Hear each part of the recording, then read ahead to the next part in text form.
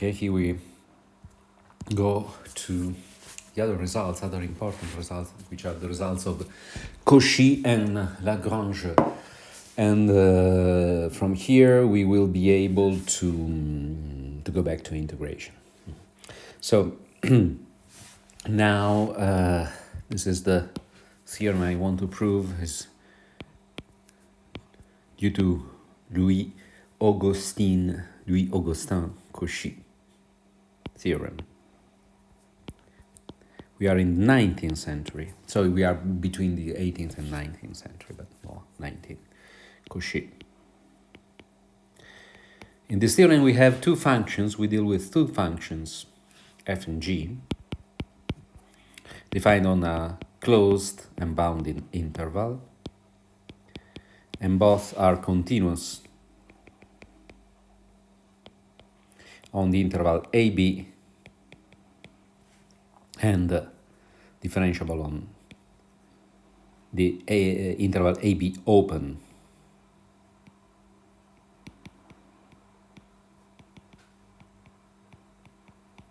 Moreover, for every x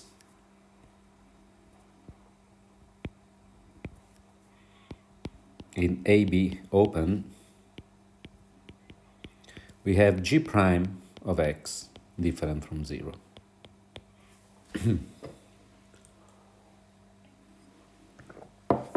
By the way, here I notice that by Rolle,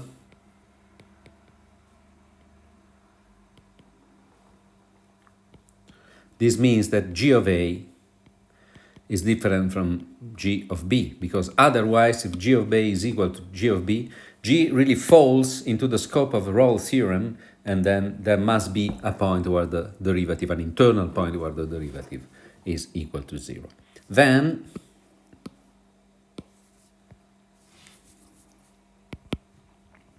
there must be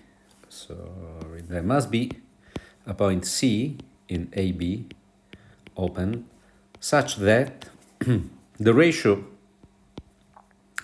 f of B minus f of A divided by g of B minus g of A is equal to the ratio between the derivative of f of g computed at this point C. So notice that this is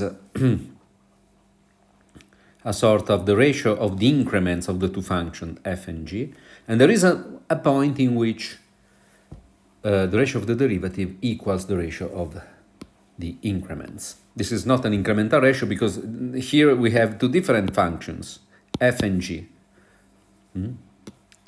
So it is more general. So the proof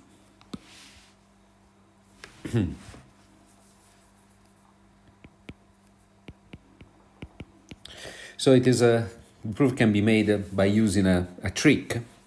So let lambda be a real number to be specified later. We often use this to be specified later.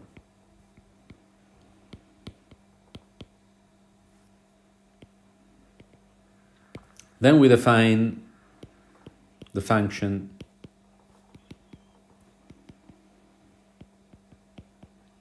phi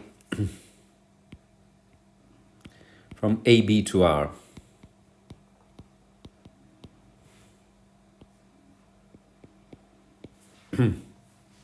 That associates to every x this f of x plus lambda g of x.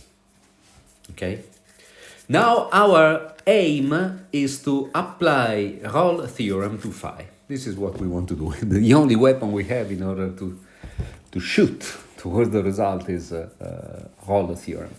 And so we use this lambda, we want to calibrate lambda in such a way that the function phi satisfies the hypothesis of Rolle theorem. So again, phi is continuous in the closed interval AB and differentiable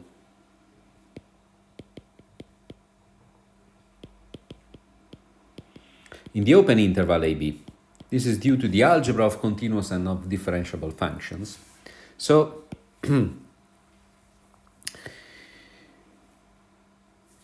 we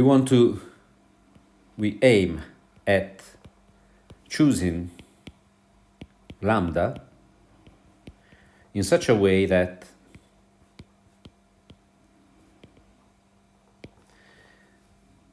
phi of A is equal to phi of B. That means f of A plus lambda g of A is equal to f of B plus lambda g of B. So gather all lambda here from one side. Lambda g of A minus g of B is equal to f of B minus f of A. And the lambda is the ratio between the increment of B and minus the increment of G, the increment of F, and so on. And so this is legal because remember that G of A is different from G of B by applying a whole theorem to the hypothesis. Okay? Then phi satisfies, I want to change color, satisfies the hypothesis of whole theorem.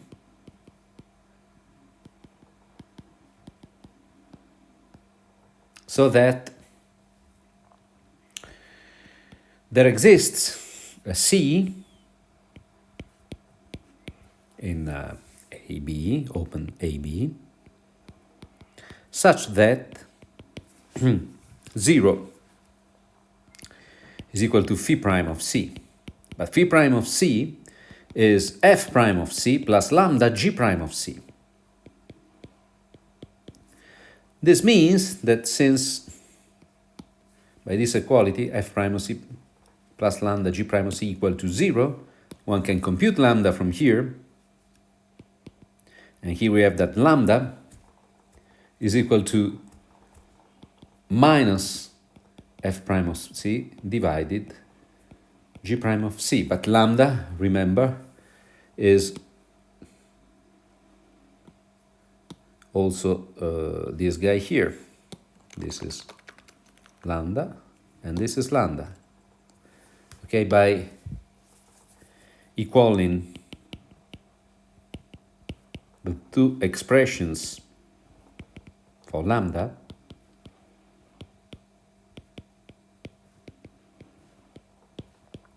one gets the equality that we wanted before. So there are two minus signs, so f of B minus f of A divided by g of A minus g of B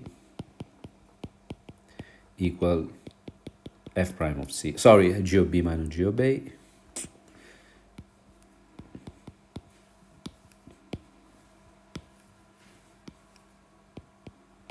equal f prime of C divided by g prime of C. End of the proof. And so I don't want to give an interpretation. It is quite complicated to be interpreted. If you want to look at that, there is a nice interpretation in the book by Fabio Nicola, but it is not so easy to follow, especially with the mathematics you know up to now, and because you just started to learn. But you can look at that. In any case, we will heavily use Cauchy theorem in the proof of de L'Hopital theorem and of Taylor's formula. So it is important to have and to know this theorem. But now we use it mainly in order to prove another theorem which is extremely important, and it is the theorem due to Giuseppe Luigi Lagrange, which is before Cauchy. And indeed, the theorem now is a particular case of Cauchy. It is at the end of the 18th century. So we have a function, only one function, f from AB to R, and f is continuous on AB closed and differentiable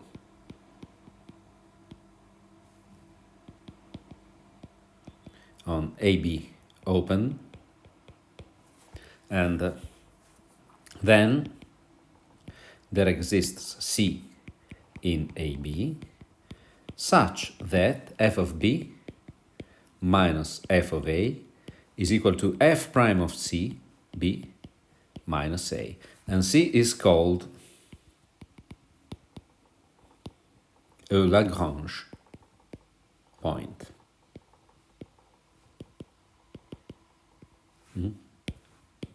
Okay?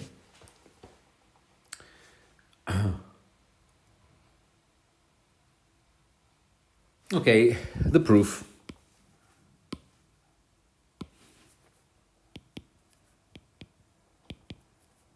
Oh, this is also called mean value theorem, which is not the integral mean theorem. It is connected, but we will discuss this connection. Okay, it is not the same result. The proof is immediate after having Cauchy theorem because we just consider the function g of x equal to x. So g prime of x is equal to 1 for every x in AB. And apply Cauchy theorem to the couple of functions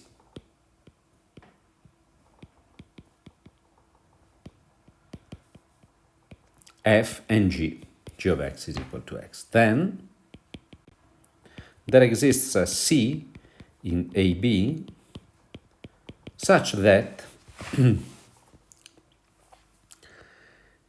f of B minus f of A divided g of B minus g of A is equal to f prime of C over g prime of C. And this is equal to f of B minus f of A divided by B minus A. And this is equal to f prime of C. And this is the end because multiplying both members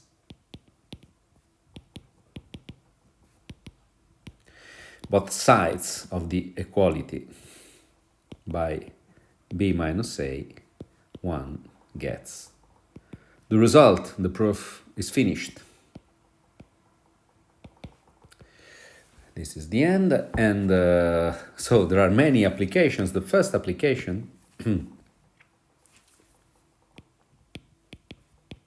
very practical, something that is called, if I remember well, tutor on the highways. And so this is the schema we follow. X of t is the position of the car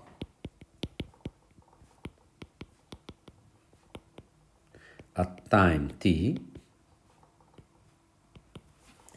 The t in is the entrance time in the highway.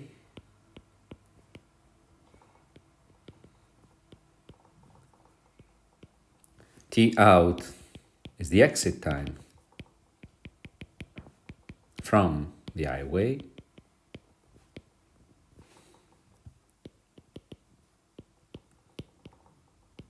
Then we have that x of t out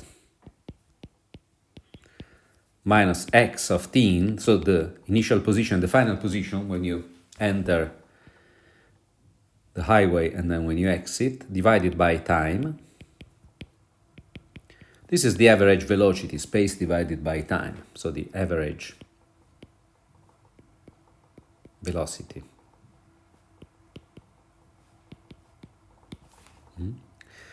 Now, what the average velocity of that you had in the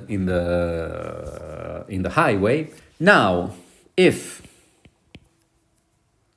this average velocity is larger than the limit of the velocity prescribed by the law on this highway,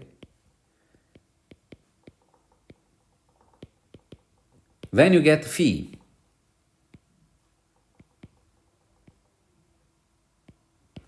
But the phi, in principle, is not given based on the average velocity, but rather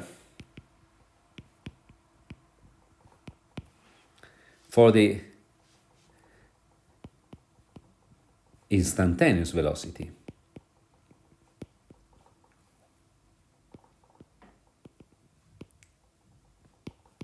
So what the law says is that if at a certain time t your velocity is larger than the limit, then you get a phi. But here you have the average velocity. So you cannot say at that time you overcame the limit. But what every policeman knows is that there is the Lagrange theorem. Because Lagrange says that there exists a t-bar between the two time of entrance and exit from the highway, such that the instantaneous velocity at t-bar, which is equal to what is called x dot, the derivative with respect to time at t-bar, exactly equal the average velocity, which is, I recall you, this formula here, which is exactly the formula that appears in the Lagrange theorem. And this is larger than v lim. And this is why you get a phi. The policeman cannot tell you at what time and so where you really overcame the limit velocity. But the Lagrange theorem tells the policeman that such a t-bar existed. Okay? So, and this is the principle of the tutor. And now, let us go to to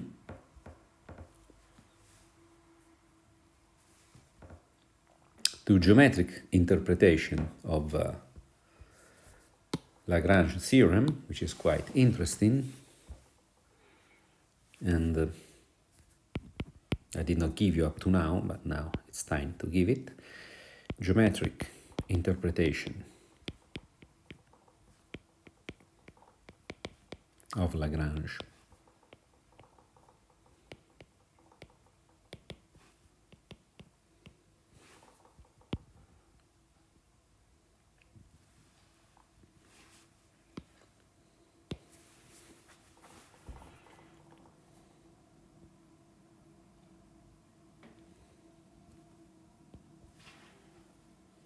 So you have here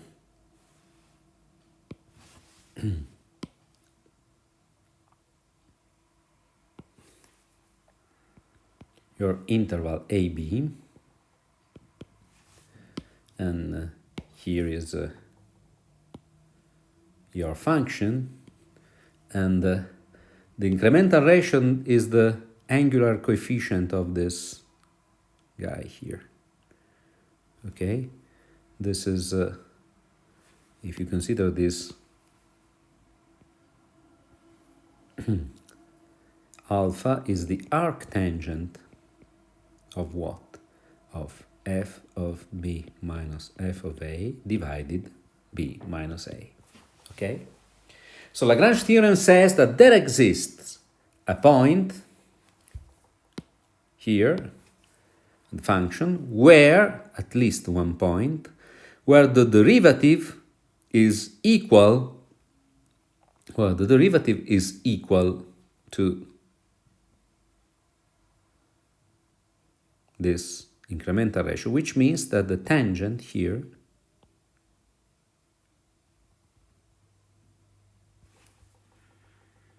is parallel to the brown line that I drew before. So, and this is the point G. Not only one, there are many. Another one, for instance, is here.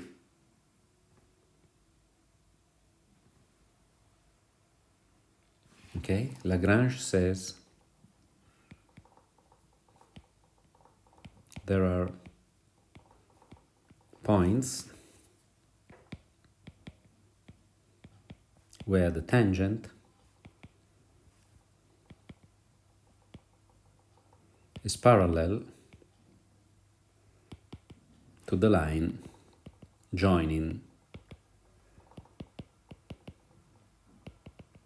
the 2 points A, f of A, which is the point here, and B, f of B.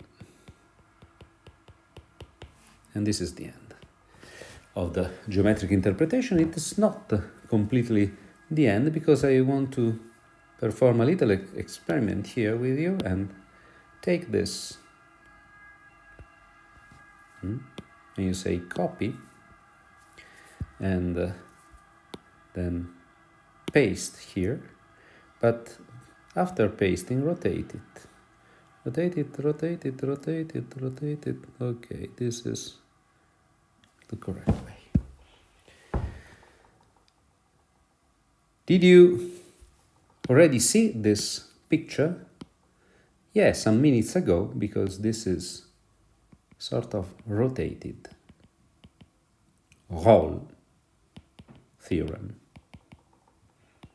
Indeed, in our presentation, Lagrange theorem is nothing but a corollary of Cauchy theorem, and Cauchy theorem only uses the Roll theorem, nothing more. Okay? And there is another important corollary of the Lagrange theorem, which is the following.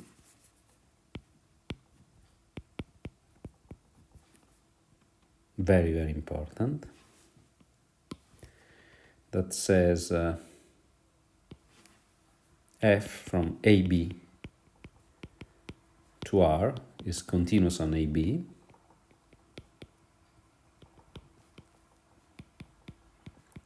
Closed, differentiable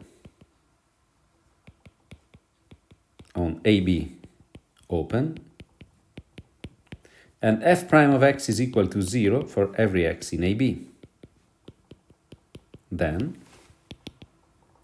f is constant on AB. Proof is simple.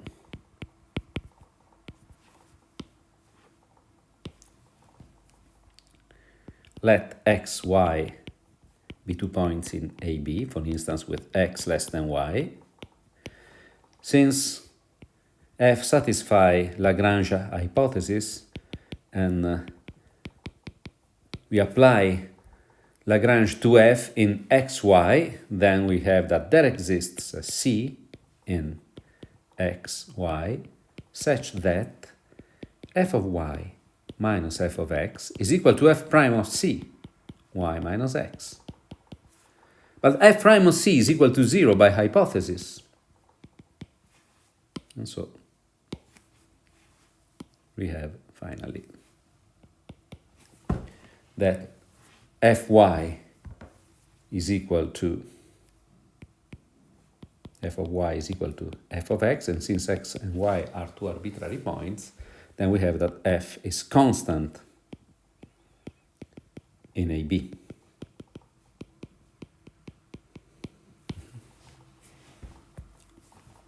And this is very important because this observation, this corollary, in some sense, inverses the fact that the derivative of a constant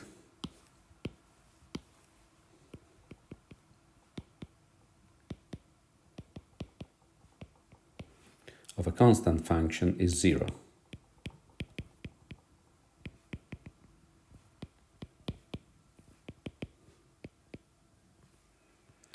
And we want to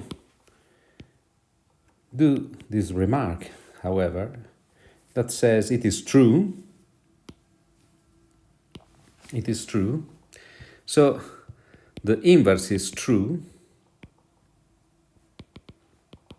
but only provided that the domain is an interval.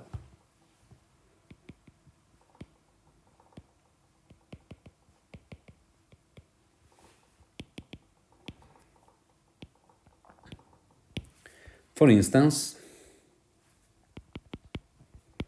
consider this function f from -1, 0, union 0, 1 to R, that goes from x to the signum of x, then f is differentiable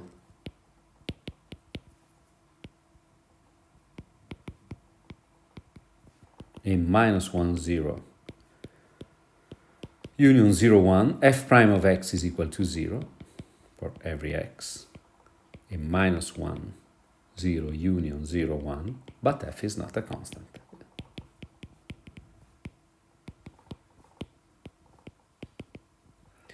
Okay, this corollary with this remark is the key that helps us to immediately go to the computation of the integrals, but before going that, I want just to tell you another application of the Lagrange theorem to the theorem of integral average. So let me write here application of Lagrange theorem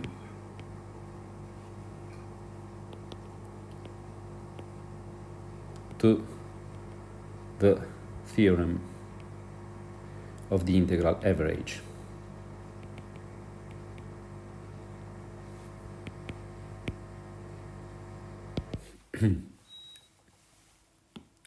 So here we consider f from AB to R continuous. You remember that we know that there exists a C in AB from the integral average, AB closed, such that f of C is equal to the average of the function f in AB, which is AB f of x dx divided by b minus a, which is equal to f of b, capital F of b minus capital F of a divided by b minus a, where I recall you that capital F is the integral function. So capital F of x is the integral between a and x of the function f. So now, the fundamental theorem of integral calculus implies that capital F is differentiable in AB, which implies that capital F is continuous in AB, opened, and one can prove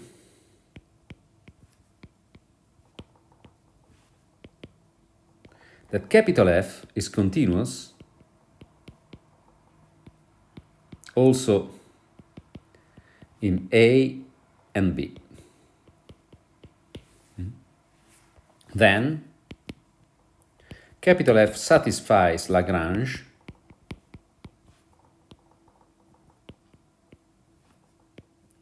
so that there exists C in AB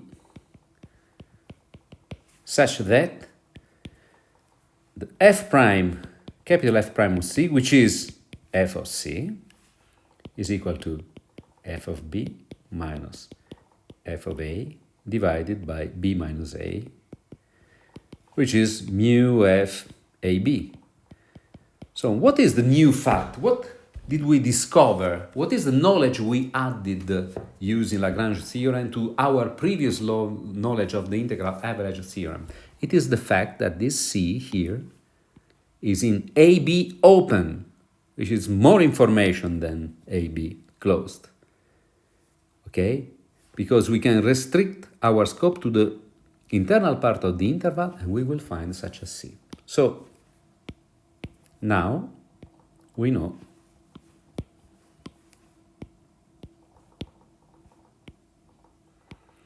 that C is in AB. That is more informative